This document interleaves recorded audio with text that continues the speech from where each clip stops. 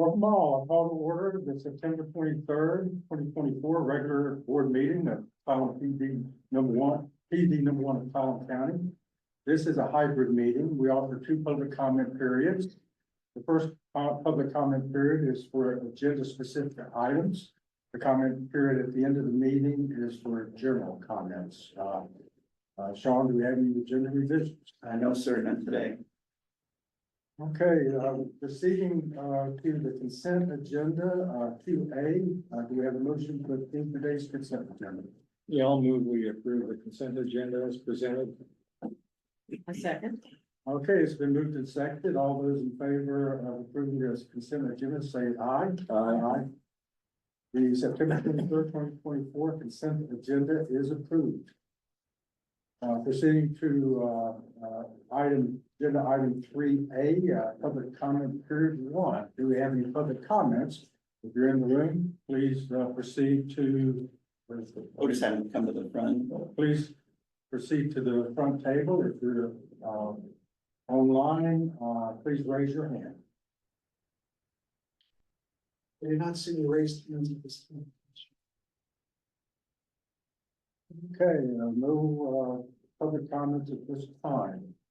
Proceeding to item 4A, business items, Millman's 2024 compensation study for the district.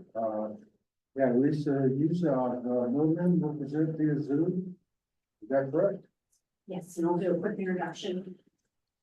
Commissioners, I'd like to introduce you to Lisa Hughes. She is our consultant we've been working on with our 2024 compensation study, and we'll let Lisa take over. Good afternoon, everyone. I'm happy to be here with you guys today to present information about the study that we did for the district. I am going to share my screen.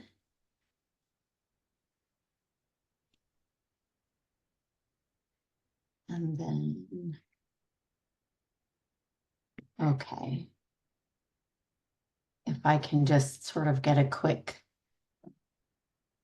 yes, everyone can see? Yeah, we can see it. Oh, I can see it in the background. Okay, perfect. Okay.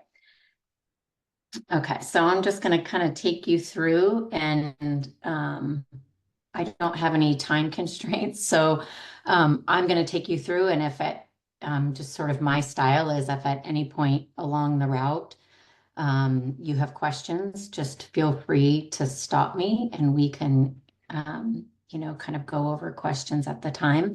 But certainly there'll be time at the end once I've presented everything. If we have questions, we can go over them then. Okay, this is just the topics for today: introduction, methodology, observations, and recommendations. Just a kind of a brief introduction of Milliman. Milliman is an independent firm founded in 1947. Actually, we just celebrated our 75-year anniversary. It's a global firm, so we've got offices around the world. Within the Pacific Northwest specifically, and specifically to this project as well, we've got a compensation survey business that's been around since 1983. It's very widely recognized and respected within the Pacific Northwest as a premier survey publisher. We do about 15 annual surveys that cover some geographic focused surveys as well as industry surveys.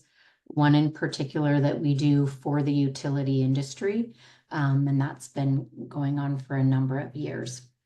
And then obviously we have the consulting side of the business, which is the side of the business that I'm on. We do work in all types of industries, but we have pretty deep experience within the public utility industry. We do work for quite a few within this area. And then specific to me personally, I've been doing work in the compensation business for over 25 years, primarily in consulting. I've been with Milliman for about 15 years, and prior to that with another global consulting firm, as well as spending some time on the other side of the desk, I guess you could call it, managing compensation for an organization internally. A couple different ones, but okay, so just to kind of give you a little bit of the basics about the methodology and the project in general, we reviewed, well, let me just back up and say we did a total compensation study for the district. So it included 58 positions. And for those, we reviewed base salary as well as the major medical elements. You'll see medical, dental, retirement, life insurance, disability, as well as a review of some paid time off. When we compare jobs to the market, we're looking at how the district jobs compare to the market, right? And when we do that, we don't just do that based off of job titles. We look at job content and we use job descriptions that are the district job descriptions for all of the jobs when we compare to the market. So we're looking at responsibilities, education, experience, that type of information for each job matched to the survey. When we build out that database that we use for comparison, we take some time to think about what the labor market of the district is, right? And when we use that term labor market, we mean the landscape in which the district competes for labor talent. So where do you recruit from? Where do you lose folks to? And the primary elements are geography, industry, and size. And so for this study, we focused primarily on the utility industry. All of the data is adjusted for the labor market that we're looking at, and that's specific to the district. A few positions that we look at, we also take size into account, and that's very common in the more senior level management jobs. That size is a factor when we're looking at market value. So that's something we take into consideration for those types of jobs. Typically, that's operating budget and number of customers.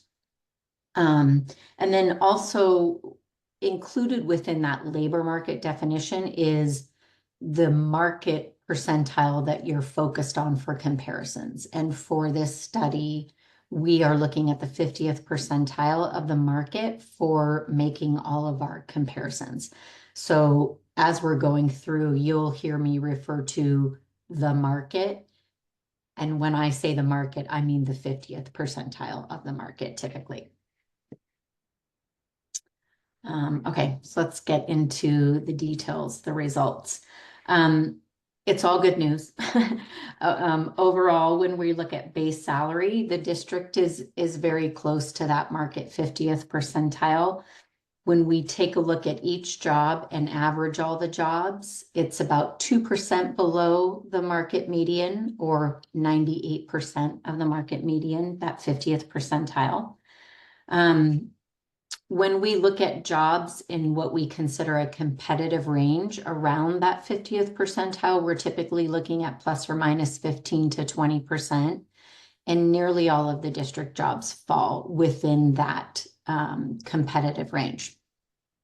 You'll see after the slide, I'm going to show you a couple of charts that make this illustration visually instead of just bullet points. You'll be able to see what it looks like. And you'll notice when we look at those that even though overall it's on average, the pay line does tend to dip below the 50th percentile as job levels increase. So as we're looking at the more senior jobs within the district, they are tipping that line just a bit below the 50th percentile. We also took a look at your salary structure. And so like the design of it, the infrastructure. Currently, the salary structure has range spreads that are exactly the same all throughout the structure. They're a little bit wide. And so when we talk about range spread, we're saying the distance from minimum to maximum. Right now, they're all the same from top to bottom, as well as how each midpoint progresses. So from one grade to the next, those are all the same value as well. Typically, best practice would vary those based on market values. And so typically you find that market-based salary structures would be a bit narrower in the lower grades and a bit wider in the higher grades. And then the midpoint progressions would also increase from the lower grades to the higher grades. And again, that's just tying into how market data changes as you grow from jobs in lower grades to jobs in higher grades. Okay, let's look at the chart. So this chart shows how the district compares to each of the market percentiles. And so typically when we look at standard percentiles, we're looking at 25th, 50th, and 75th. So those are represented by the red, the gray, and the green lines. And then the district line is the blue line. So you can see it's pretty tight in those lower pay levels, and then it pulls away a bit as the pay levels increase. The dots are all of the district jobs. So the average pay against the market for the district jobs are the dots. Excuse me, Lisa, I have a question. Yep. Yeah, John Purvis, Commissioner. I did have a question. Is there any skewing towards the length of time the individuals have been in the job? You know, new individuals recently into a job position versus personnel that might have been in the job position for 10 to 15 years? You know, we don't typically evaluate it that way. So we look at average pay, well, typically, right? We look at average pay per job. At the district, we have, you know, many single incumbent jobs. So many of those cases it's an actual, you know, an individual's pay against the market. I don't have a sense for where the tenure falls for these groups. And where that typically comes into play, right? When we're looking at the market, well, when we get to the salary structure, you'll see what we want to do is build the salary structure so that the midpoints of the structure are aligned with that market 50th percentile, which then allows you to pay above and below that level based on those things like performance, time in position, overall experience, or special skills that someone can bring to the table. So you're looking at the line as opposed to the individual jobs. There's an expected spread. Say that one more time. So you're looking at the individual, the lines as opposed to the individual points or individual points. So you're basing all of your analysis on the line itself as opposed to the individual dots. No. So if we go back here, you'll see here when we say overall base salary is 2% below the market 50th percentile, that is each of the 58 jobs, their position related to the 50th percentile, that's an average of the 58 positions. Okay, I understand. Okay. Okay, so this second chart is very similar to the first chart, but it just represents that competitive range that I was talking about, that plus or minus 15 to 20%, where we say nearly all of the jobs fall within that competitive range. So you'll see, you know, all of these dots, which represent each of the district jobs, fall within that range with the exception of a few.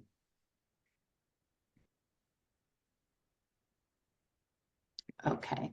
Any other questions on base salary before I move to benefits? No. Okay. I'll move to benefits. Okay. So when we took a look at the benefits for the district, what we did is as I mentioned before, Milliman does conduct, we conduct compensation and benefit surveys. We do a Northwest benefit survey. So we selected a peer group of utilities, 32 utilities out of this survey, and compared the district to that group. overall, in total benefits, the district is pretty strong, 10% above the market 50th. The kind of the heavy hitters within the benefits, right, are medical and retirement. The medical benefits were at the 75th percentile of that 32 custom peer group, and the retirement benefits were between the 50th and 75th. And then this chart shows the stack chart of all of those benefit elements in terms of value. And then you can see you've got the value for the district on the left and the peer group on the right. And that's where that 10% number comes from. I have a question. Do all Northwest utilities that you're comparing Clallam utility, I mean, we're basically self-insured, I think, right? As opposed to through the state system. Right. So are all the Northwest utilities you compare Clallam to self-insured as well, or are some of them using with the PERS, I guess, or no? Yeah, I would imagine there's a mix. We didn't select out for only those utilities that were self-insured. I actually don't think that's a characteristic that we can sort on. So I would imagine that you've got both in there. It does make a difference to the district, though, to the cost of the district for benefits and ultimately the rate payers. Lisa, I had another question. These 32 utilities, are they predominantly public utilities or a mix of public and private utilities? There's a mix, but I would say that probably the majority are public utilities. Okay, so the retirement benefits may be dictated by the state pension program for the various states as well, or any differentials.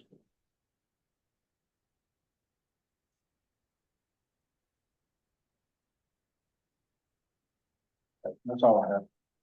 Okay. Okay, so then what we do is we take the salary and the benefits, we put them together. And when we look at the combination of the two, then we have the district still aligned closely to the 50th percentile. They fall about 3% above the market 50th.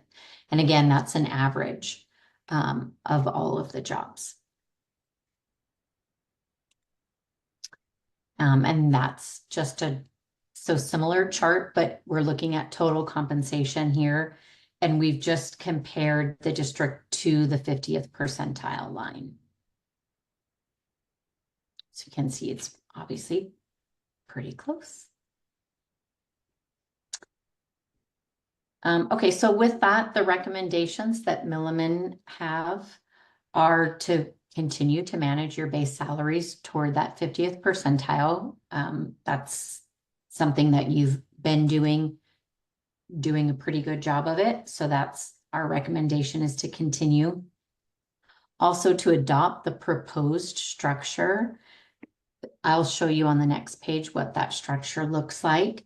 And really what we've done there is we've changed the infrastructure a bit so that, like I mentioned before, we pull those ranges in a little bit tighter and we angle them so that they're more closely aligned to the market. And then obviously, as I mentioned, the midpoints of the market, the midpoints of the structural will align to that 50th percentile of the market. And then there's a corresponding job hierarchy where essentially all jobs are assigned to that structure based on their own market value. When we did this study, obviously we were collecting information and putting a structure together for 2024, but we're obviously fast approaching 2025. So additionally, we would recommend that you increase that 2024 structure by 3% for the 2025 structure.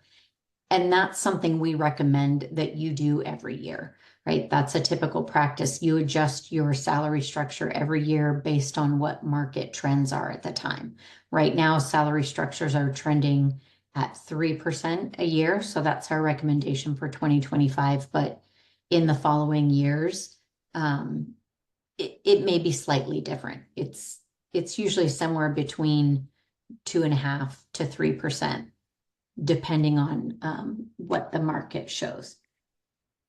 And then sort of in closing, our last remark is that, and the district does this, but we always recommend that you just continue to make sure that you're looking at salary and benefits in total, and that the mix between the two in terms of their market competitiveness is appropriate, right? Allows you to attract and retain your key employees, as well as manage fixed and variable costs. And then this is the proposed structure. And kind of what you'll see here is that range spread from minimum to maximum starts at 40% in these lower grades and then grows to 50%. And then the midpoint to midpoint progression starts at 10%, grows to 12%, and then closes out at 15% in those top grades.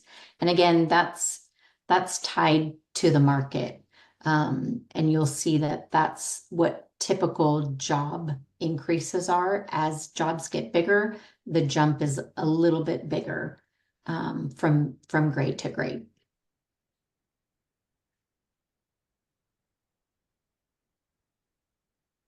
And that's it. Lisa, I have one more question on the spread. Is that pretty much centered on the market with an equal amount above and below, or is it offset? Equal amount above and below? Yep.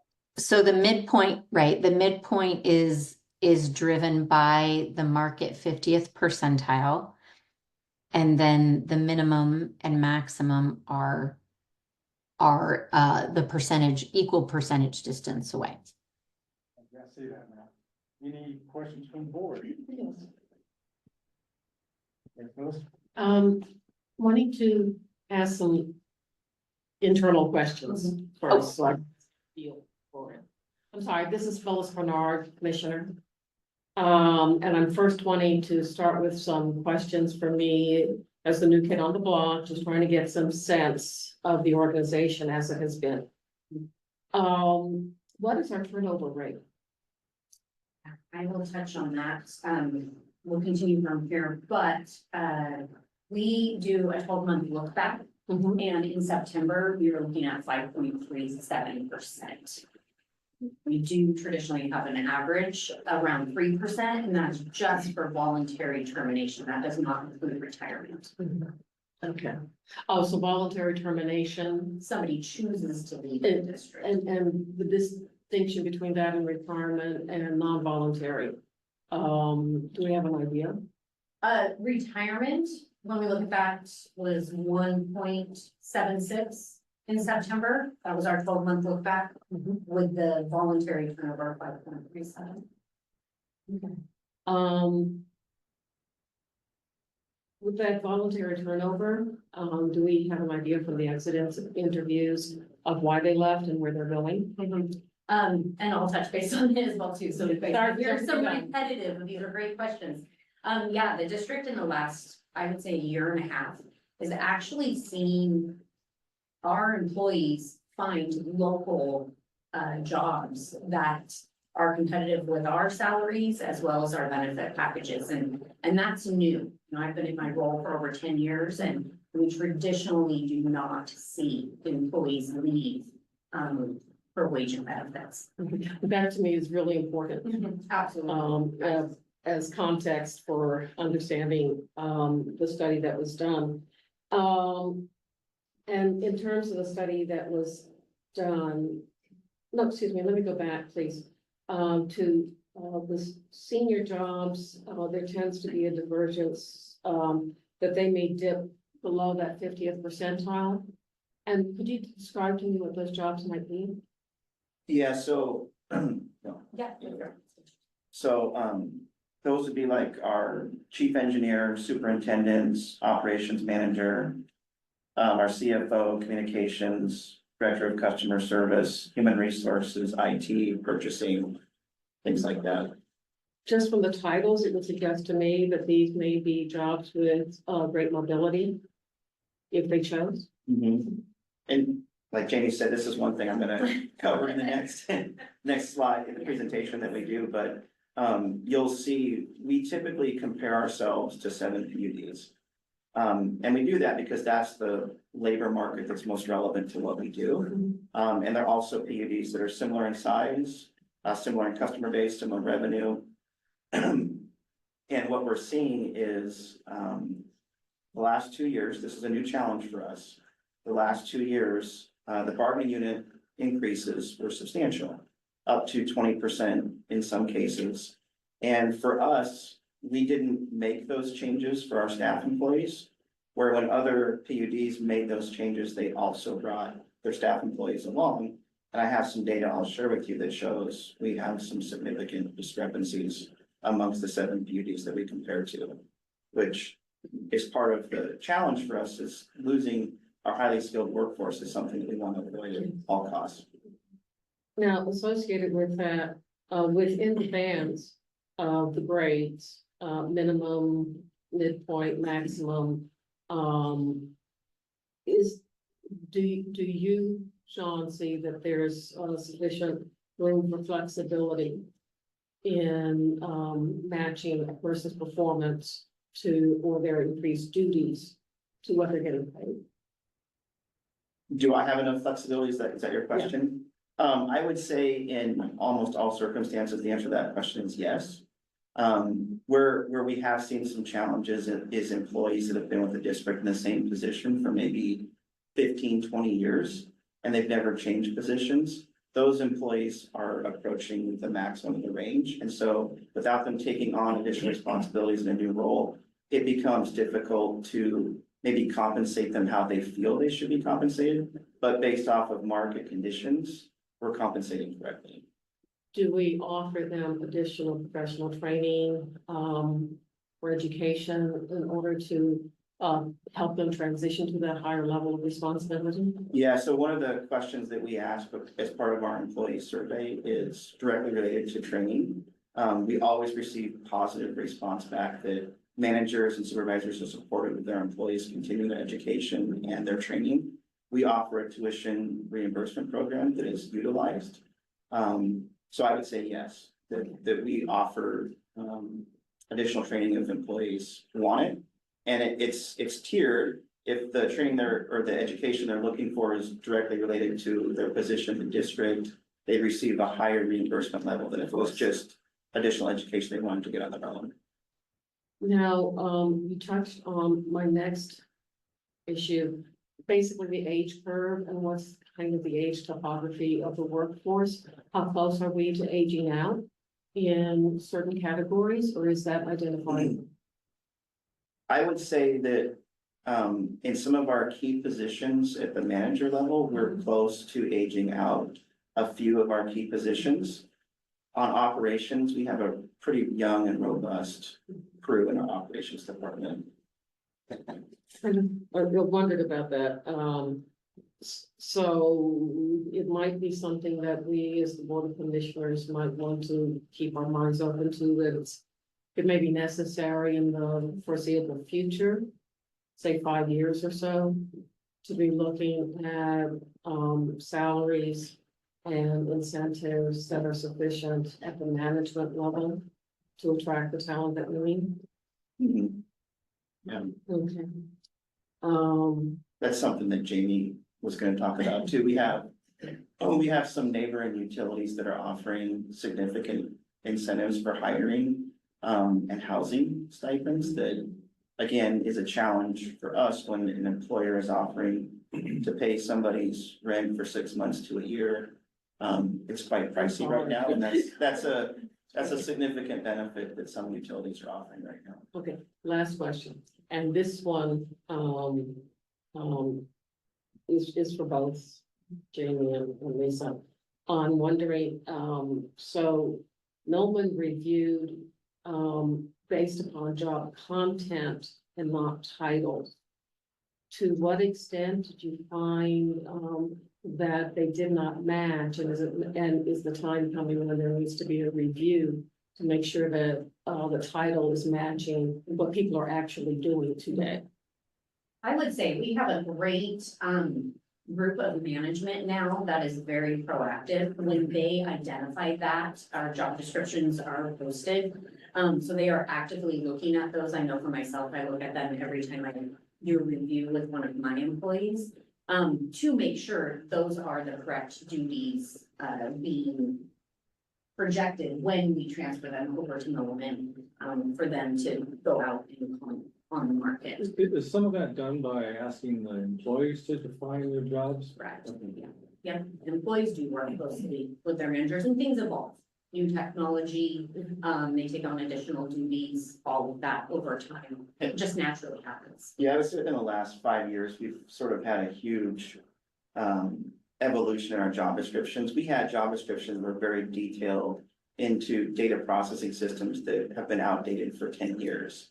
And so we've tried to keep things a lot more generalized as opposed to specific systems that somebody might be working in. And it's through that project, what we've given over to Milliman this time, I feel like is probably been the most accurate set of job descriptions in a long time. Well, thank you all. I know that that is a very difficult task. It's time consuming. It's very Yeah, it's very time consuming. Yeah. Yes, and I appreciate that, and my apologies for jumping ahead. No, But it helps me to understand better what Millman did, yeah. with the information you were able to provide me. Thank you. I appreciate the education.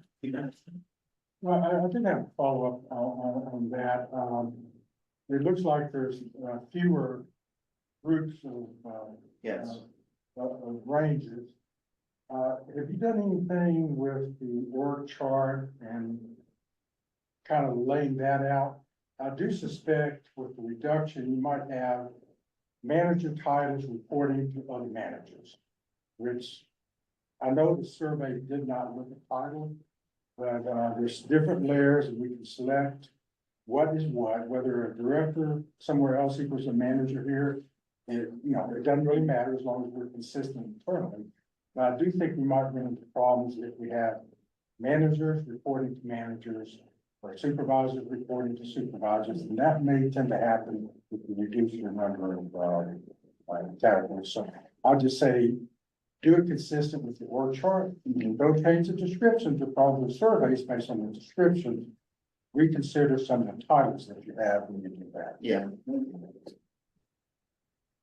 So, one of my concerns and thoughts looking through the presentation prior to seeing it today and hearing Lisa go through it is how all this, the need and the desire to stay competitive, sustain a viable workforce, and how does that impact our rate payments? I mean, wages is, I don't remember what percentage of our total budget it is, but I know it's a big percentage.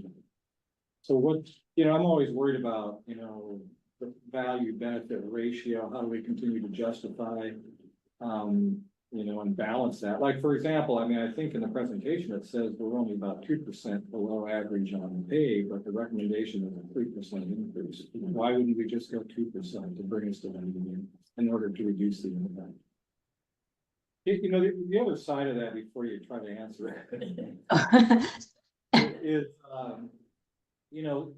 and I know we focus our own efforts on fewer utilities than the 32 that Milliman looked at, but many counties across the region, PUDs are in counties that have very vibrant economies as opposed to ours.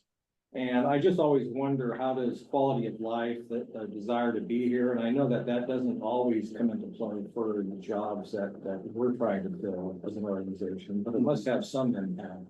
And how do we reckon that discrepancy between, Douglas County that's booming and, almost overflowing with money because of data centers. They're developing all kinds of new generation, investing hundreds of millions of dollars, whereas we struggle to, thrive as a county. How do we reconcile all of it? And justify it, I guess, to the ratepayers.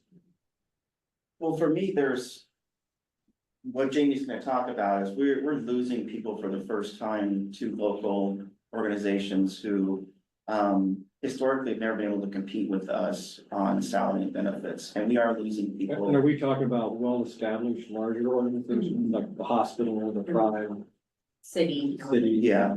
Yeah. And so for us, that's new, and there's a real tangible cost to losing our skilled workforce. We have positions that we need filled today that have been posted for 2 years, and we can't fill them. And that is creating a huge burden for those departments and making us much more ineffective to our ratepayers. I'll use the water department as an example. Owen has a civil engineer job that he needs filled today in order for us to be successful in some of these projects that we have coming up in the near future.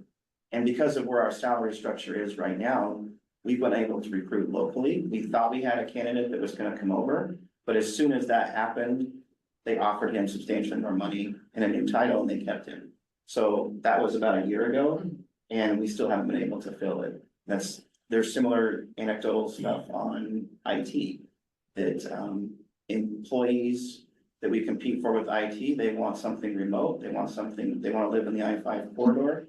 They don't want to come out here. So there is a real significant cost to our personnel. They are highly skilled, they're trained, they're adaptable, and they do a great job for our customers. And if we lose that, we're gonna lose a lot of the benefits that we have as a public agency for our customers. I just think we need to make sure we communicate that to our customers and that they understand, so it doesn't look like.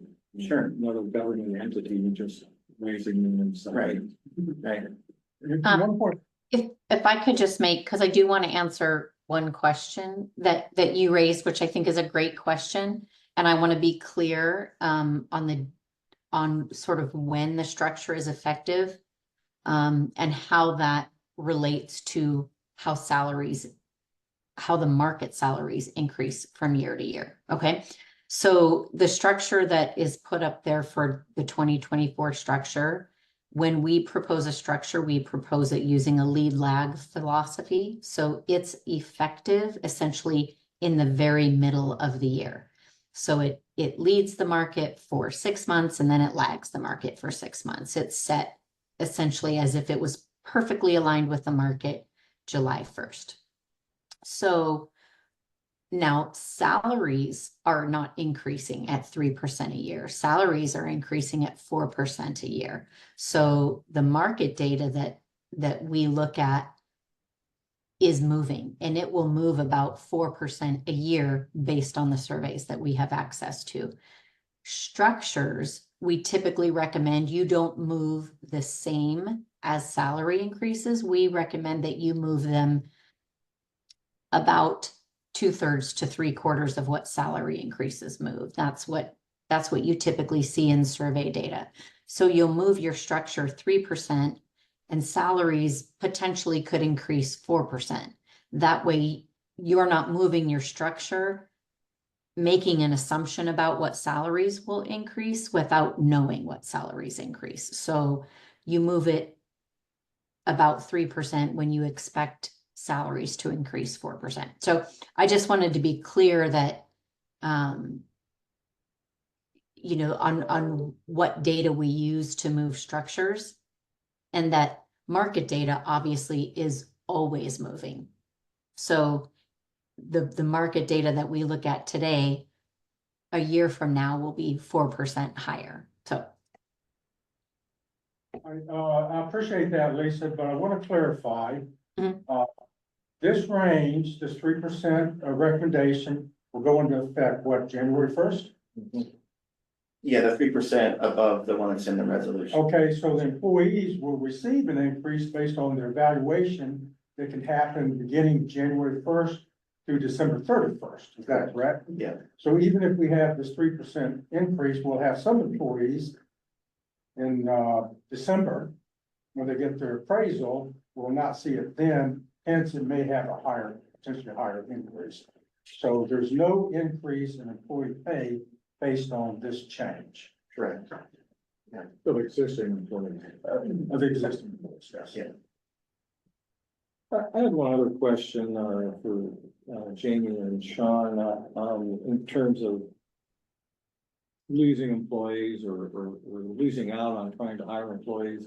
It sounds like it's more salary driven, or is it salary and benefits? Cause I think the PUD's benefit package is pretty strong compared to other counties or the state that I'm familiar with. Are they offering better benefits as well? I would say they're offering equal benefits. So when I have an internal employee come to me, with an offer that they've received, I mean, we saw some over $30,000 this year.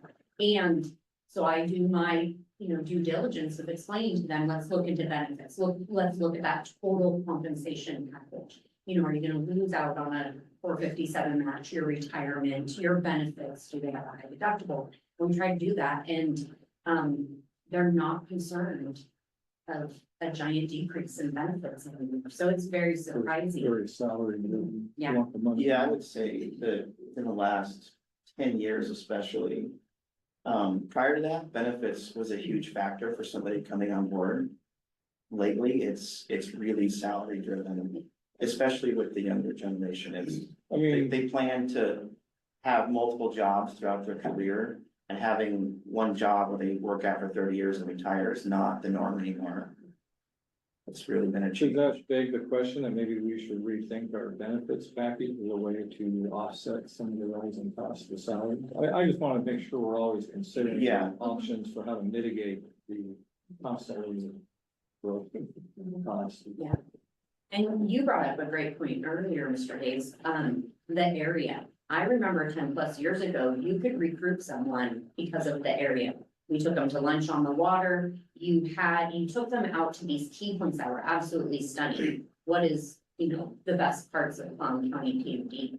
And those no longer, seal the deal for us. It's interesting to watch the trends. Yeah. Well, Commissioner Hayes, you raised a very good point there, that, was a difference throughout the electric power industry. That particularly with younger employees, they really did not care about a retirement package. They did not expect to be any place long enough for it to make a difference to them. Give me a high enough salary, I will invest it the way I want to invest it. However, they did highly value flexibility, which the PUD has offered. They value very highly off time for them to be able to do whatever it is they wanted to do. Not just that the week has been compressed. They valued being able to have, especially the engineer types, they wanted to have immediate access to the newest, whatever the bright shiny object was that makes an engineer's heart flutter. And if you could provide them with that, for example. The other part of it also was very prompt recognition of contributions made to the organization, and not necessarily money. But you are so right, as I have experienced in other areas trying to recruit for here. The natural beauty does not necessarily matter unless they were planning to bring up children here. And after COVID, very few people with tech skills want to come into the office and sit behind the desk. They want to literally be able to phone it in. And the market is highly competitive in the range where we're talking about highly competitive. But, I think the other thing that's happened is, I think it used to be people like to be in the energy industry because it was exciting and challenging and complex, and essential and critical, and there was something, high value in being part of an organization like that. A lot of the BP 26 discussion, I think it was at the Bofuda, meeting, the one before last, where we had a presentation from BPA. And they were kind of talking about that. Some of the upward cost pressures are the same things we're talking about now. And they were lamenting that they're having a hard time even finding people to be interested in the industry, even though it offers all these challenges and excitement. So, Well, to find somebody in the power specific space right now is a bit of a unicorn. I mean, they are very, very difficult to find. I will mention, there are some programs that, and maybe because of the location, in the Southwest, might make them a little bit more amenable to coming, a few hundred miles further west. But at Southwest Powerful, we really did have to work very closely with universities to help develop power programs because nobody wanted to do it.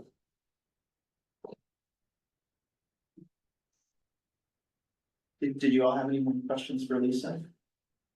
Just thank you, Lisa, very much. Yeah, thank you, Lisa. Appreciate it. Thank you. No problem. Thank you. Bye-bye. Bye, bye. Hey, proceeding to business item 4B, somewhat related to the prior item, Jenny.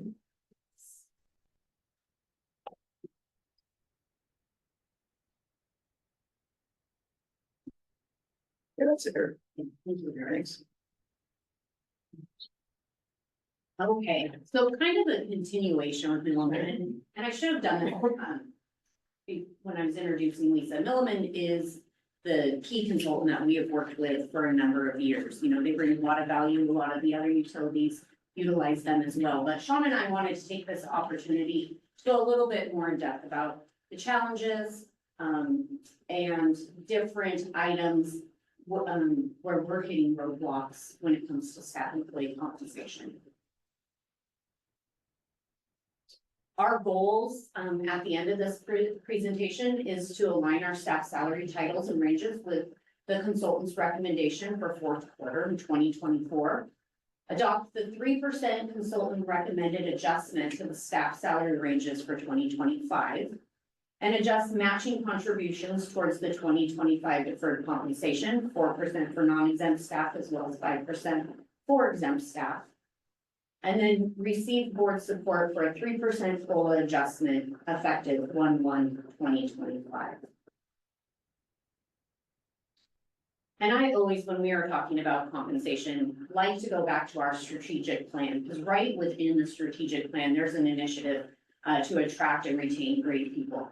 We are a premier employer where employees are motivated, engaged, and committed to the district's long-term success, providing exceptional service to the customers and acting as an ambassador of the district. So some of the challenges that Sean and I have discussed on a regular basis that we touched base a little bit with you earlier, competing against that I-5 corridor. Engineering, IT, we are seeing those conversations start with our candidates. When we go to present them an offer, they already have 3 or 4 offers sitting there. They can work remote, which in turn gives them more options for housing. You know, our housing market is a little sparse, it's expensive. We're no longer an inexpensive place to live. So candidates are definitely taking that into consideration when they're comparing their salary that they're being extended in an offer, as well as a housing availability. Neighboring utilities offering competitive wage and benefit packages. We saw, due to their recruiting pressures, the neighboring utilities, they brought out sign-on bonuses, housing stipend, employee referral bonuses. One of them even extended their residency further west into Crown County, which, you know, as we sit back and look at it, we have a handful of employees that can now be eligible to go work for that utility. And then we're seeing that increase in voluntary turnover. Like I said, we average about 3%, which is, you know, below if you look at other comps. But we were creeping above 5%. And that was a big driving force, watching people come to us with offers that were right in our backyard. And then the competition with local employers. Losing employees traditionally does not happen. It's great to be giving those 35-year service awards to our utilities. We take a lot of pride in that. And then our recruitment efforts were definitely stymied due to higher salaries. When we present something even to a candidate and they can pull out those other offers, you know, it's a struggle for us. And we have to keep in mind being responsible to our ratepayers when we're doing those negotiations. Experiencing recruiting delays in key positions. Again, not picking on engineering and IT, but those seem to be the departments where we are pulling talent from across the water. Candidates were declining offers. And in turn, we're seeing vacancies open for 1 to 2 years. So that's shifting the workload onto other employees, and not, creating efficiencies for the Just something to district. add there real quick too. One of the things that we've experienced multiple times recently is a candidate will actually accept our offer of employment. And then 3 weeks goes by and they come back and say, I'm sorry, I'm actually going to decline the offer. And the reason has become housing. They simply can't find a place to live. Well, maybe we need to invest in some employee housing. So we built some duplexes. You know, it's not even all that laughable, actually. I mean, It's not. in There's a other. 20-year term, it could be the least cost solution for dealing with it. We actually got very close to that Yeah. point when we were trying to find linemen, 3 or 4 years ago. Yeah. And we may we may be coming back into that zone. Mhm. We definitely are close to having that discussion. Yeah, fortunately, we have a great pool of employees and their resources. You know, somebody had a rental that was available. Mhm. We hear that and say, hold on, I have a candidate coming down and I'd like to have that discussion. We had property. We used to have a mobile home on a piece of adjacent property that we let some candidates live in over the last 10 years. And, so yeah, definitely getting creative on making that the easiest transition for those candidates to come on board with us. Potential retirements in key positions, you know, Sean and I, these are some pretty important positions here at the district that have potential retirement in the next 2 to 3 years. So we are looking at where are we recruiting that for? Is it from another utility? Is it internally? Is it somebody from our collective bargaining agreement coming over? And we're recognizing that some of those hourly wages are exceeding our management salaries as well. And then lastly, recent substantial bargaining unit increases. Sean touched base on that. A couple years ago, we felt huge pressure from those bordering utilities. And we watched our employees turn heads and we heard the scuttlebutt in the warehouses about what one utility was offering over the other. And we knew we had to make a move. You know, our linemen, we have been in the past where we have struggled trying to recruit linemen. And we definitely didn't want to be in that position again, because those are our future operations superintendents and managers as well. So we did a substantial increase to our union wages, and the staff unfortunately did not follow that. And now Sean is going to talk. Yeah, so just to further that last bullet point there about challenges for what we did with the bargaining unit. So Lisa with Milliman, she pulls in data from, like she said, 32 utility organizations, and also pulls in data from other organizations and industries that have similar types of duties associated with it. But I wanted to share some granular detail that came to us in July. And this is from the 7 PUDs that we compare ourselves to historically. We've been doing it since at least the last 25 years. We compare these 7 utilities. And in that graphic that she showed you, where you have some dots that were above and below the market, this tells a little bit different story that I want to draw attention to. So statistically, you would think that when we compare ourselves to 7 other PUDs, that we have half of our employees above and then half of our employees below the average. But if you look here, here's the average for all of the positions that are listed. And this is the difference between our employees' salary to the average. So the difference averages relative to the pay our employees are getting, so they're all negative Except for the one, exactly right. So on average, our employees are about 21,000 less than the average for these positions, or 15.7%. And the reason for this is just like James said, when we had neighboring utilities that put a lot of pressure on us to do huge increases for the bargaining unit. 20% in 1 year and then additional increases in other years. Because we went first, we just didn't follow suit with our staff employees, primarily due to budget restraints. The other utilities that followed after us, they also did it for their staff employees, which is the huge disparity that you see here. They brought their staff employees along with them, whereas we did not. So you can imagine from a morale perspective, you will hear things like, are we not as important as the bargaining unit? Is there a reason that we were left behind? So these types of things that we hear, and as you think, I think all of you know, morale is a huge huge thing for me, and I think it's important as leaders of the organization and the governance of the organization, that when we see disparities like this, we take action, at least we show our employees that we're trying to do right by them. And so that's the purpose of the recommendations here. So we're asking you to adopt the resolution in front of you. We're asking you to support providing more standardized limits on our retirement matching. This is only for staff employees, so 4% for non-exempt, 5% for exempt, which this affects about roughly a third of our employees. And then support a gradual budgetary increase in correcting the disparity. So we're asking for support on a 3% COLA to staff employees this year on January 1st, which is about 0.75% on our budget. And these are already incorporated into the budget, just so we could see what the impact was. And I know Commissioner Bernard wasn't here last year for the COLA presentation or the cost of service presentation. But they recommended a 3.75% increase for the next 5 years to our rates. And I'm confident that when we come back to you at the next meeting with our budget presentation, we're going to recommend something under that, and that takes this into consideration.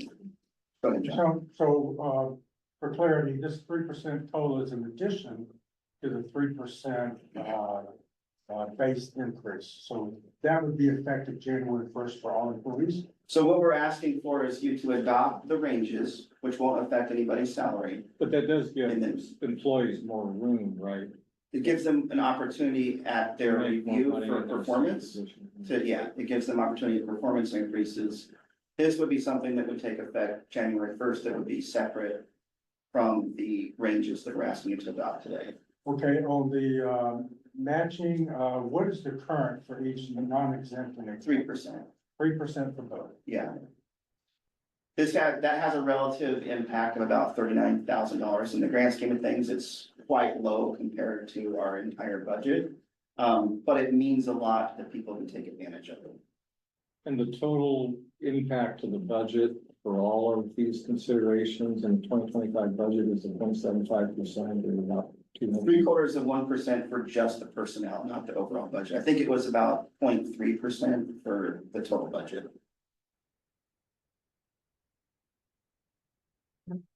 And say again what you said about the, expected rate increase request that you're going to come to us for. So last year, when FCS Group presented their cost of service study, they gave us a trajectory for the next 5 years, which was 3.75% rate increase every year for 5 years.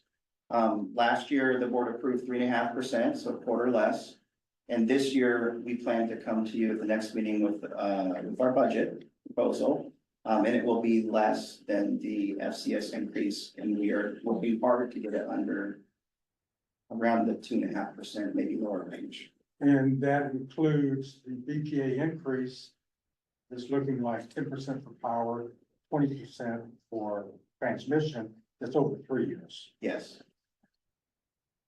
Yes. correct. It also includes reserve funding the portion of the building rather than going out for bonds next year. And one thing I did notice, I mean, we took a hit of $1 million in our reserves, kind of expected this time of year, but our reserves are in reasonably good shape. So you think we're gonna be able to revenue finance PA operations largely? The expenditures associated with it for next year, we are planning to revenue finance that with reserves.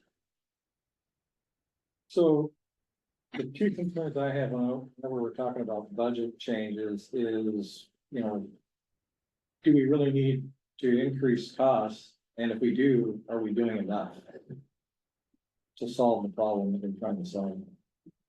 Are we giving you enough competitive room to be competitive with hiring and retaining?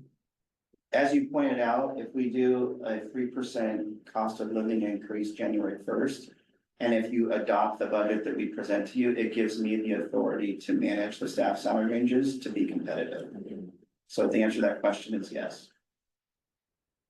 You know, I always hate to have issues like this receive a single touch, you know, at the commission, at the board level. I mean, but I get the impression you're anxious to have the changes approved because you want it, for the fourth quarter, right? And Yeah, we want to implement this for the fourth quarter, and then we also want to bring forward the budget at the next meeting. does that have to be today in order to implement it for the fourth quarter? Well, all we're asking for today is the approval of the ranges Okay. from Milliman. The rest of it's all part of the budget. Yeah, so when I say support, if the board supports me in taking this endeavor, it will be incorporated in the budget. You don't have to actually approve the budget today. I'm just asking for your support to include those recommendations in the budget. So what we're asking for today is to approve the resolution before you, which is the staff salary ranges that are from Milliman. And then rescinding the previous resolution for staff salary ranges. So we're not voting on 3% COLA right now? That's not something the board has to approve today. That's part of That's the gonna be budget. part of the budget. Part of the budget, yeah. So it's resolution 2295 dash, is that a resolution? Yes, it's a resolution. All right, do we have a motion to, approve resolution 2295-24 establishing titles and monthly salary ranges for staff employees and rescinding resolution 2270-23? So moved. Second. It's been moved and seconded. Those in favor, say aye. Aye. Okay, resolution 2295-24 establishing titles and monthly salary ranges for staff employees and rescinding resolution 2270-23 is approved. Thank you, Commissioner. Appreciate it. Okay, moving to business item 4C. Bid award recommendation memo for bid number 240808 for substation breaker replacement. Is that Mike Hill? See a shining face there. There he is. Yep, here I am. So we went out to bid for 12 three-phase, 15 kV, 1200 amp vacuum power circuit breakers. Irby Utilities was the lowest responsible bidder, meeting all requirements and specifications. The engineer's estimate was $324,000, and the bid amount with tax came to $305,700, including shipping. So staff recommends acceptance and award of Irby Utilities in the amount of $305,700. So Mike, I think I've asked this question before, and I'm sorry, I can't remember, but the engineer's estimated cost of 324, does that include your contingency, or is that the contract price and you have additional funds for contingency, or? There shouldn't be any contingency for this because they're just breakers that they're shipping to us. So there's no labor involved. It's just material only. Okay, thank you. All right, Mike, and these breakers are going to be used in substation renewals or replacement of particular substations. Is that work going to occur in 2025 and 2026 or all in 2025? We hope to get it all done in 2024 and 2025. We can, depending on, we have to pick our days a little bit, but we can shift load around to where we can do that. Any further questions? Do we have a motion to authorize bid award recommendation memo for bid number 240808? So moved. Second. It's been moved and seconded. Those in favor say aye. Aye. Okay, bid award recommendation memo for bid number 240808 for substation breaker replacement for a total bid amount of $305,700, not including Washington State sales tax is authorized. Okay, moving to item 4D, bid award recommendation memo for bid number 240807 for substation transformers. Okay, so we did go out to bid for two station transformers. One was a 12-16-20 MVA without a load tap changer for Beaver Camp sub, and the other was a three-phase 20-26-23 MVA power transformer with a load tap changer for Deer Park transformer. The total engineer estimate was $2,720,000. Virginia Transformers came in with a bid total price of $2,806,400. $409, which was slightly over the engineer's estimate, but still within the 15%. So we'd like to award the bid to Virginia Transformers for both those projects, but they did have a contingency in there. The proposal for the lowest bidder request changes to the district's standard terms and conditions require negotiations by the district. Basically, prices for materials, if they change, then we have to negotiate and adjust prices in that manner. But that is consistent with other situations like this. So with that, staff recommends the acceptance and award of Virginia Transformers for a total bid of $2,806,409. Hey, Mike, is that condition based on a commodity price, or something that's relatively firm or actionable, or is it somewhat speculative? I believe it goes with the pricing as you suggested. I don't have the details directly in front of me, but I can get back with that if you want more information on it. I think I'm okay.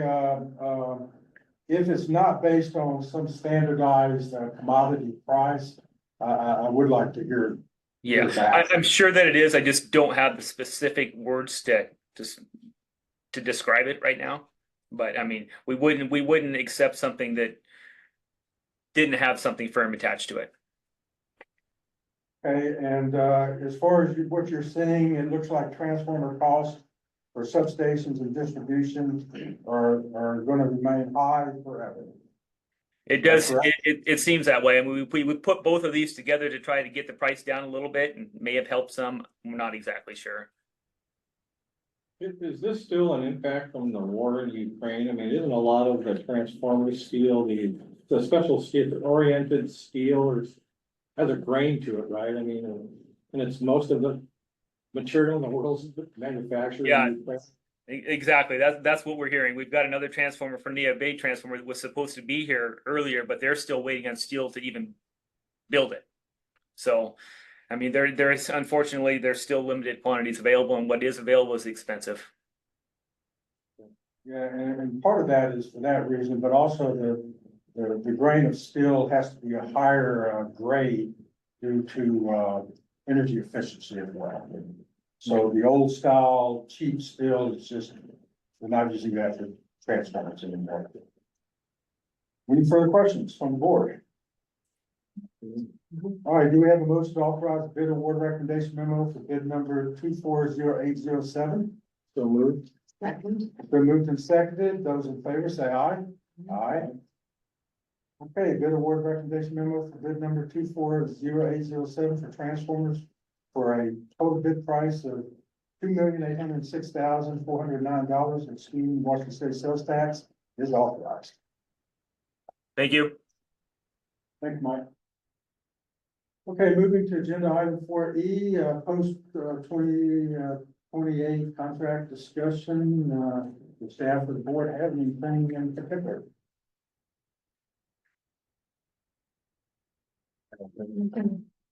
Well, with regard to the specifics of the contract negotiation, no, are we going to talk about the letter? Well, we can. I mean, it's your option. I don't have anything other than potentially touching upon CPA 2028 contract discussion as part of the meetings, but, I'll just put that into the discussion. oh, okay, that works. And if you cover it, I want you to cover it. Okay, moving to, agenda item 5A, correspondence with communication. Sean, looks like good news for the committee. Yeah, so I just wanted to let the board know that we're going to release a press release later today or tomorrow. That says PUD number 1 of Column County has been awarded 2 competitive grants from the Washington State Department of Commerce to support clean energy projects. The grants, totaling $648,274, will fund the design and construction of an innovative microgrid at the decommissioned Swim substation, capable of operating independently off the main grid, The new microgrid will create a model for enhanced resilience in the Northern Peninsula and beyond. The first Clean Energy Fund 5 grid modernization grant of $128,000 will support the design phase of the Swim substation microgrid project. The second grant of $520,000 awarded through this General Clean Energy Fund will fund the construction of the microgrid. And the press release will go on from there, but just wanted to give the board the good news that we were awarded 2 grants for 2 projects, and we'll send out a press release for those either later today or tomorrow. Do you want to provide more information about, how that will be configured? What will it do? Shailesh, do you want to take that? I know you've been working on this one specifically.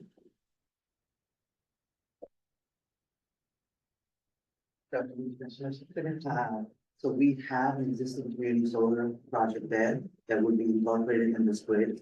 It will also have the ability to set other conventional forms of generators. And as General Manager Sean Wilkins mentioned, that it would be capable of operating independently off the grid. Essentially what this is looking at that modeling software to manage and look at our load in a very micro sense, localized load supporting structure. And that's what the crux of this is. We really going into the details of the feeders and the specific loads that we'll be working on. But essentially what it does is it creates a model for us to share with other utilities as well as implement it at various other locations within the county. Immediately as we received the notice of this plan that and we're allowed to talk about it, we mentioned it at the monthly EOC meeting and provided them with an update that this is something we are doing at one location, but that necessarily gives us the opportunity to work with them to replicate this at different locations that they see and deem necessary for areas of either shelter or EOC management requirements. So that conversation has also already began, rather than we working in an isolated capacity, we could find where such needs could be. They are the subject matter experts and they rather should guide us in that direction. Yeah, and this microgrid will include a battery backup for the solar, correct? Right. And a microgrid controller. And based on what you're saying, the intent is to make this almost like a cookie cutter that might be taken almost the complete design in another location by another customer. That's correct. So in a catastrophic event, we'll have someplace to go charge our phones. Once this is complete, yes, But also the North Peninsula Communications, the fiber. fiber card is also fed from this, so our fiber card will have powered in a major area. So that is also part of this project. And then for an extreme emergency, you still have the propane generation. as Yeah, well. it'll still be The there. conventional generator would be built in. There's also a design aspect of having electric vehicle chargers at the same location. So quite excited, trying to see how this will be maximized as well as optimized for what we are trying to do, which is not necessarily looking at this one location, but how to make this model more replicable throughout the county as well as to share that information. Very excited about it, very proud of everything on this. I know a lot of effort went into it. My compliments to yourself and engineering. Very much so. They've been working on this since 2019. Yeah. At least in preliminary form, so great work. Thanks, Jeremy. Thank you so much. So Sean, including the low income community solar plus this, that means our grants that we've been awarded total in the neighborhood of $1.3 million, which is not bad. Yeah, since we've hired June Claypool, it's been a game changer for us in finding grants that we can apply for, and with her background and expertise, it's been a huge help. So a lot of credit goes out to her for her work. Glad you mentioned that, because that was the most challenging part, is actually getting into the weeds of the grants. Yes. Great, thank you. Okay, proceeding to item 6, commissioner reports, Mr. Hayes. Well, I'm happy to say I don't have any because I've moved to vacation. Actually, the one thing I was gonna mention, I already talked about was the interesting fact that the Port of Friday Harbor being soon will be 100% electrified.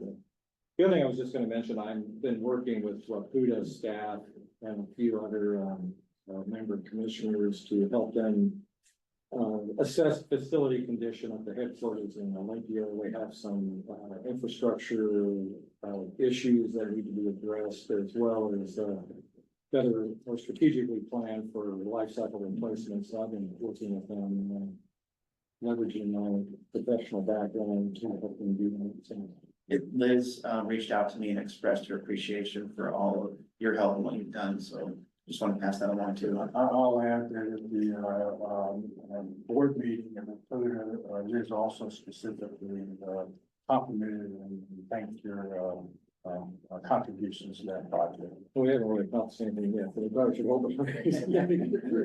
No, I think it's gonna be, a lot happened while I was gone. I got a lot of response on requests for information that I sent out prior to leaving.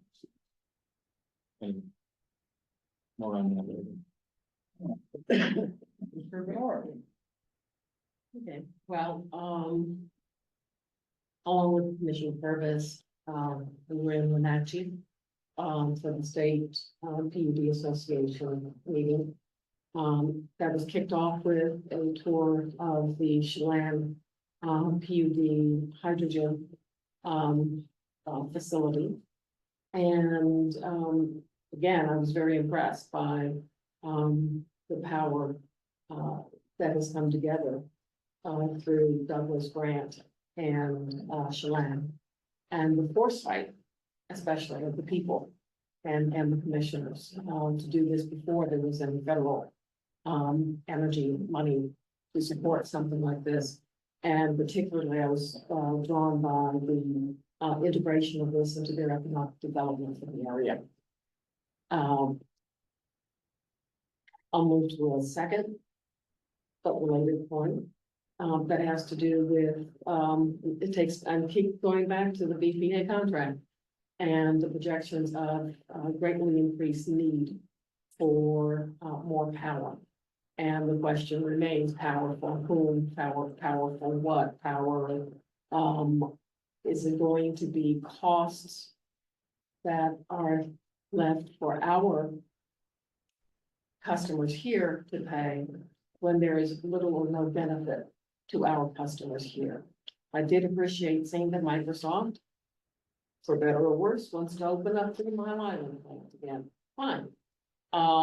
If they have such confidence and a great demand for AI, for energy for AI, let them put their money into it. I tend to have something of that same perspective on projections that Bonneville has for the great need, 30% increase or so, for new transmission and upgrades, et cetera, especially to accommodate AI.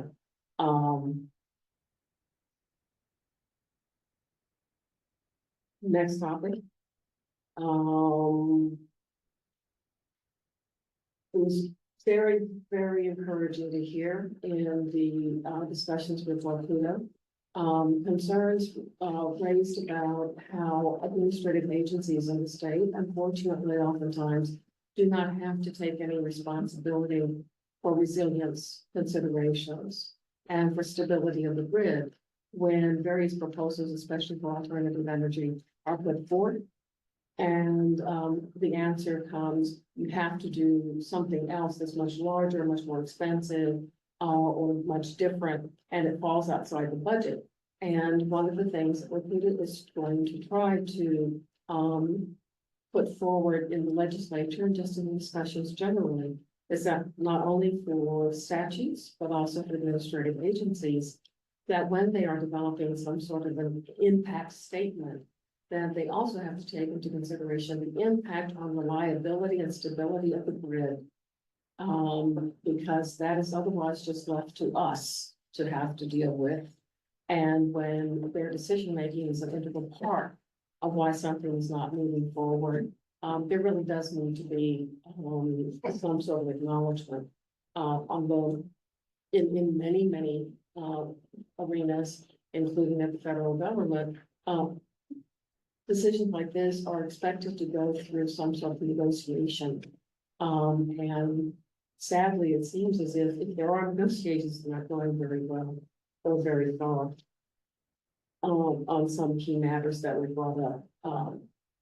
The other part is the discussion, that is underway about how do you take, the programs that are set up to assure that low-income customers, are able to get some sort of relief on their bill without that ending up being an unreasonable burden upon, the other people who are in that same, set of ratepayers. In counties like ours, that can be a very real, problem. And it's good for me to hear Wakuda express an interest in approaching the legislature, to see about some sort of support. It may be worked in through tax relief, to, the PUDs. But to understand that there are counties where most people are, when you just look at the majority, are income constrained. And it may end up being then that, the support for low income is then shifted as a burden to, a very small number, relatively speaking, of ratepayers. So those were highlights for me. All right, following up on the low, income assistance that I've included. I think their proposal is primarily tailored to the fourth quartile. Yes. And I think we probably fall into the third. And to reinforce what, Commissioner Bernard is saying, basically, utility cost, the energy assistance need is essentially an income inequality issue. And what the state has effectively done is they pushed down the resolution of that inequality to very local jurisdictions. And, things like the federal government, based on, statute, have to do a lot of things before they push down what is effectively an unfunded mandate to state and local jurisdiction. There's no restriction for the states, individual states such as Washington, but I do hope the state considers remedying this. It's analogous to pushing the problems of, say, Newark, New Jersey onto that local jurisdiction, and the same thing with Beverly Hills, California. So basically, they're making relatively low-income jurisdictions solve this problem, and it goes against all the rationale of remedy income inequality issues. You need to take a bigger reserve for more affluent counties and jurisdictions to help solve the problems that are remote to them. So that's a very good point made. I'm going to try to minimize mine, but I agree with Commissioner Bernard as well as Commissioner Hayes on some of the projections of energy growth over the next 8 to 10 years due to data centers. It may happen, it may not happen. Both Chelan and Douglas gave presentations suggesting that for the next 8 to 10 years, they're going to experience 8 to 9% growth in the utilities. And that is causing a lot of challenges to bring on new resources. Whether that happens or not, who knows? During the roundtable, they asked about growth for the participating utilities, included. And of course, there's our utility that I mentioned, we don't have data centers. We'll have a low EV growth probably for the next 10 years. So it's going to be mostly conservation, and the addition of distributed generation is largely going to handle our growth. Anything in the balance will probably be tier 2, which is very high cost. In the Energy Committee, they focused on the 9th power plan update to 2029. And it is looking like if we have a high data center load growth or low energy efficiency, the region would become inadequate. That's a change from the 2027 projection. There's an extensive discussion on mitigating wildfire risks. The IOUs are attempting to get with the UTC or other entity to basically review and approve utility wildfire mitigation plans in an effort to shift or insulate them from liability. Now, it looks like Waputa is also somewhat looking at potential options in this respect. But I'll be honest, I don't think commissioners at Waputa understand that that's kind of being done already through the PERM's underwriter inspection, AGIS, which basically has an extensive, checkoff sheet for, fire mitigation, review of wildfire prevention plans. And I think it would be good, for staff at some point in the future to kind of present that to the board or to governments. Because, historically, going back 10, 15, 20 years, we didn't want to publicize potential negatives out of that inspection. I think it would be beneficial to highlight those, because we actually do pretty good in those inspections. But it also, if there's ever a lawsuit against us, that information is going to come to the forefront anyway, no matter what. I think, Commissioner Bernard mentioned that in the Waputa meeting, that, yeah, it's all going to come out as far as if we do have a suit due to wildfires. So I think it'd be effective if our organization took things like the AGIS, maybe RP3 and some of the other things we do, what engineering does with US Forest Service, and basically put that before the board so that we know what it is and we can make comment on it, because the board bears responsibility, some of those liabilities, and that information is going to come out regardless if there is ever a lawsuit. So that was the recommendation I had to staff as an individual commissioner. Furthermore, let's see, I did listen in on the state joint legislative committee on water supply during the drought. Last week, Bowen did an excellent job in his presentation to the committee. My company, I thought it was very informative. I thought it was the most professionally done presentation, to be honest with you. Great work by Bowen and the wonderful department. I attended the markets, WAPAG Market Series. Don Treadway gave a presentation on congestion revenue, location marginal pricing, including high-level examples. He also indicated that all ISOs and RTOs use obligatory congestion revenue rights. I asked the question to Don, trying to differentiate between Markets Plus and Cal ISO and potential emergency operations, but I don't think I got useful information in how to answer. It probably went above my head on that. I'm not going to go into detail, but our staff participated in something called the NODC MRE Steering Committee. That was run on 9/11. And it was mentioned that there's going to be a 2024 NOP Energy and Climate Resilience Conference scheduled for October 29th and 30th. Is that a firm date? As far as I know, that's a firm date. And that's the big thing that we're going to be involved with.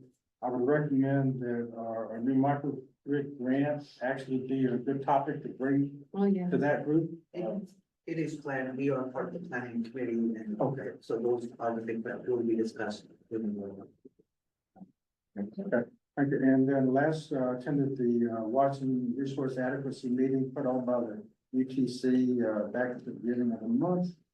And I'll just say that that's the first meeting that it appears that the UTC and Department of Commerce is actually maybe listening to some utilities on some of the near-term concerns on resource adequacy.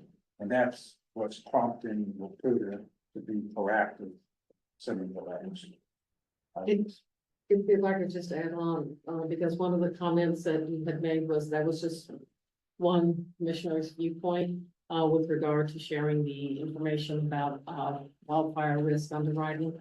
And that make that two commissioners. Because I felt much comforted by the information that you were able to share. And very much felt that, as I had said with the group as a whole, it is helpful for us to let our ratepayers know that we're paying attention and that we really do care about being, good citizens, in this space. Yeah, I agree. I believe it reduces potential liability if you do that. Okay, that's all I have. Proceeding to staff reports. Do you have anything today? I don't have any staff reports, but I did forget to mention in the correspondence and communications that Bowen did present to the Senate Committee on Drought. And so I apologize to Bowen for not bringing that up earlier, but he did a phenomenal job. And I agree, John, he had the most well-prepared professional presentation, definitely made the utility proud. Okay, did we have action items to follow up? At least we have a couple of them, ladies. Well, I captured, I'm not sure if I, put my verbiage, if I got something wrong, but, Commissioner Purvis would like to be advised regarding the conventional cost of transformers. Oh, no. Oh, no, That's covered. That's covered. Mike is gonna verify Okay, so I don't. the need to put that. commodity price of steel and aluminum The and, commodity, that's. That it was tied to that. Okay, so that's, now, Mike's gonna do that. all right, so then staff is to present to the board on Aegis. Aegis insurance wildfire risk underwriting. And the district's RP3 certification. Yeah, I would say, I would rephrase that as a risk management that, staff present to the board background on the, Aegis, firms underwriter, Aegis, inspection that was, I think it was done within the last couple of years. Just to give information, So the board is familiar with it. Okay. Yeah. yes. And did you want to include some information on the district's RP3 certification? If there's relevant information, that's secondary. Okay, that's it. And that is what I have. Anything else? I just wanted to say, as District 3 Commissioner, thank you very much for coming out here. I was able to share that information with the West End Professional and Business Association. I appreciate the gesture very much. And as did the folks forum. Great. The great facility, so thank you all for making it back yourselves. Enjoyed the drive. Saw a lot of new fiberglass poles on one of them. Yeah. Yes. Yeah. Like that. Okay, proceeding to, agenda item 9, public comment period 2, 9A. Does any member of the public have, comments or general comments? Please approach the table. If you're, online, please raise your hand. Good afternoon, Commissioners. Kevin Sriando, Port Angeles, transformers. So, yeah, they were all around me where I worked. But, yeah, from previous information, it sounds like the transformers are at end of life, or beyond. It sounded like from what information we provided earlier. Just, I guess the concern is for me that I see delivery times, 4 or 5 years, and maybe those aren't gonna be rock solid. So what's the risk factor? Okay, well, I will take an opportunity to explain. So basically, one of the transformers is, requiring an upgrade due to load. The other transformer, is being replaced primarily to, life, insulation life, as well as, deterioration of the tank. They have on the bid, award, the number of, weeks out for that. It's a lot less than 5 years. So I think we'll get it sooner. And after the meeting, if you'd like, I'll pull up that, sheet if you have it. Take a look at it and print it out.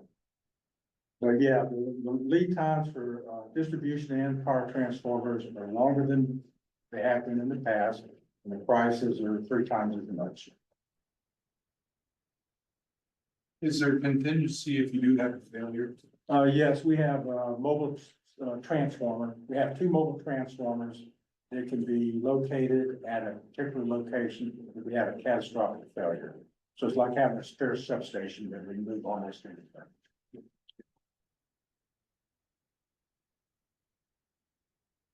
All right, any raised hands online? See no raised hands.